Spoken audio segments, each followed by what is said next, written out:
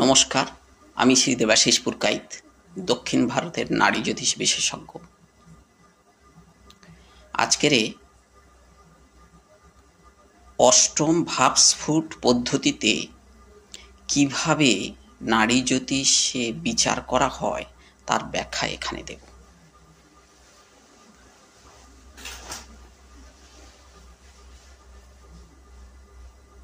কারণ বর্তমানে দেখছি ট্র্যাডিশনাল অ্যাস্ট্রোলজি বহু জায়গায় মিলছে, বহু জায়গায় মিলছে না। ওই জন্যে পাবলিকের দেখা যাচ্ছে, মানুষের কাছে যারা আসছে, জ্যোতিষীর কাছে যারা আসছেন, যে সমস্ত ক্লায়েন্টসগণ, তারা ঠিকভাবে স্যাটিসফাই হতে পারছে না যে কোথা থেকে কি ঘটছে, কি ঘটবে, কেন ঘটছে, আদৌ জানে না। আজকের অষ্টম ভাবস্ফুট পদ্ধতির একটা এক্সাম্পল দিয়ে আমি আজকের এখানে শুরু করব। ধরে নিন মেষ লগ্ন, অষ্টম ভাব হলো অষ্টম ভাব বৃশ্চিক রাশি। বৃশ্চিক রাশিতে তিনটে নক্ষত্র এখানে ডিপেন্ড করে। কে? প্রথমে হচ্ছে 16, 17, 18, বিশাখা, অনুরাধা, জ্যেষ্ঠা। এটা কিন্তু অ্যাস্ট্রোসেজ যে অ্যাপস আছে, এই অ্যাপসের মাধ্যম দিয়ে এটা দেখে নিতে হবে ভাবস্ফুটটা কি আছে। ওখানে ধরে নিলাম অনুরাধা নক্ষত্রে, শনির নক্ষত্রে আছে। তাহলে শনিকে প্রথমে আমি দেখব যে শনি কোনো পজিশন পেয়েছে কিনা, অর্থাৎ নবাংশে কোনো স্থান আছে কিনা, দ্বাদশাংশে কোনো স্থান আছে কিনা। এই শনি কিন্তু এখানে নবম, একাদশপতি, দশমপতি, এই বিচার বিশ্লেষণে আমরা যাব না। এখানে ভাবস্ফুটটা আমরা দেখে নেব। এটাই ভাবস্ফুট শব্দের অর্থ হচ্ছে ওই ভাবের সে আত্মা। আর আত্মা শব্দের অর্থ হচ্ছে ওখানে কিন্তু কোনো জাগতিক কোনো ফ্রিকোয়েন্সি থাকবে না। জাগতিক বলছে যেমন ধরো পঞ্চ জ্ঞানেন্দ্রিয়, পঞ্চকর্মেন্দ্রিয়, পঞ্চভূত, পঞ্চতন্মাত্রা, মন, বুদ্ধি, অহং, এগুলো থাকবে না। এগুলো কিন্তু জ্যোতিষশাস্ত্রে একটু জানতে হবে, এ বড় মজার ব্যাপার। তাহলে আত্মা স্বরূপ, সেই আত্মাকে কে প্রভাবিত করছে বা কারা প্রভাবিত করছে সেটাই আমার দেখতে হবে। তাহলে সেই জিনিসগুলো অটোমেটিক আমরা পাবো। যেহেতু ভাবস্ফুট পদ্ধতি দিয়ে বিচার করা হচ্ছে, ওই জন্য আজকের এই বিচারটা করব। যখন আমরা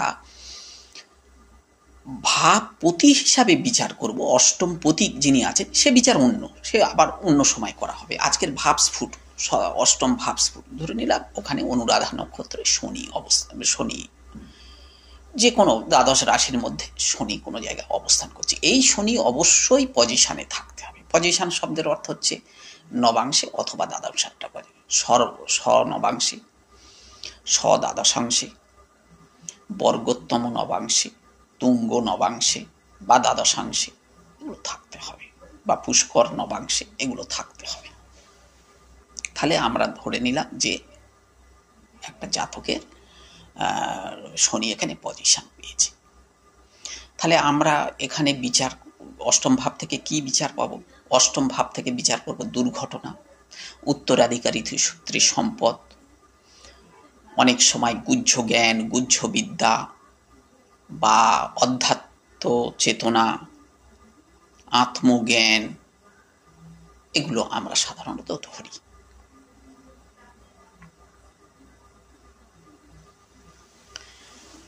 এই ভাবস্ফুট ধরে নিলাম শনি, শনি যদি মঙ্গলের সঙ্গে কম্বিনেশন করে তাহলে কিন্তু উত্তরাধিকারী সূত্রে তার সম্পদ প্রাপ্তি অবশ্যই হবে। কম্বিনেশন শব্দের অর্থ কি?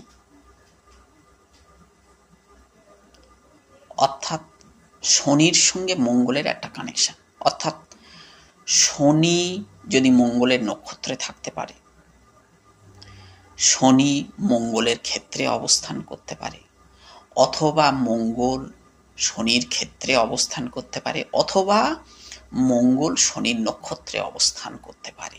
তবে সর্বদা নারী জ্যোতিষ নিয়ে যারা চিন্তা করছেন বা এই পদ্ধতি কিছু জানতে চান, তারা অবশ্যই আমার সঙ্গে যোগাযোগ করতে পারেন। 12টা মাত্র ক্লাস, 12টা ক্লাসের মধ্যে জেনে যেতে পারবে মূল সূত্র। আর 12টা ক্লাস হবে, সে সময় আপনি যে নোটগুলো দেওয়া হবে তার আগে কিন্তু আপনার ট্র্যাডিশনাল অ্যাস্ট্রোলজি সম্বন্ধে একটু জানতে হবে, না হলে কিন্তু এটা হুট করে ধরা যাবে না, ধরতে পারবেন না আপনারা।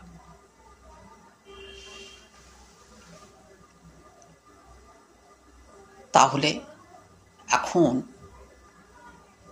শনি যদি মঙ্গলের নক্ষত্রে থাকে বা মঙ্গল যদি শনির নক্ষত্রে থাকে, এই ফলটি কিন্তু ডাইরেক্ট ফল, মানে পাবেই পাবে, অব্যর্থ ফল।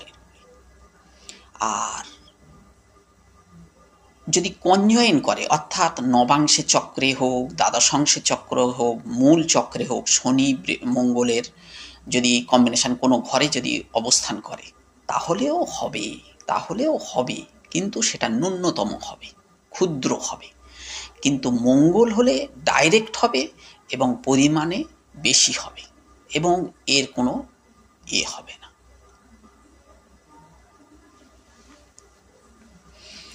এই কম্বিনেশনের আরেকটা সূত্র আছে। শনি ধরুন ভাবস ফুট, এই শনি যে নক্ষত্রে আছে, মঙ্গল যদি ওই একই নক্ষত্রে অবস্থান করে, তাহলে শনির সঙ্গে মঙ্গলের একটা কম্বিনেশন হলো।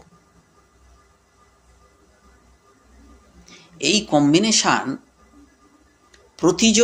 এটা প্রতিযোগিতা আছে, একটা গ্রহ আরেকটা গ্রহ, একই নক্ষত্রে দুটো গ্রহ থাকলে প্রতিযোগিতা, তাহলে প্রতিযোগিতার মধ্যে দিয়ে উত্তরাধিকারী সূত্রে সম্পদ প্রাপ্তি আমার হবে।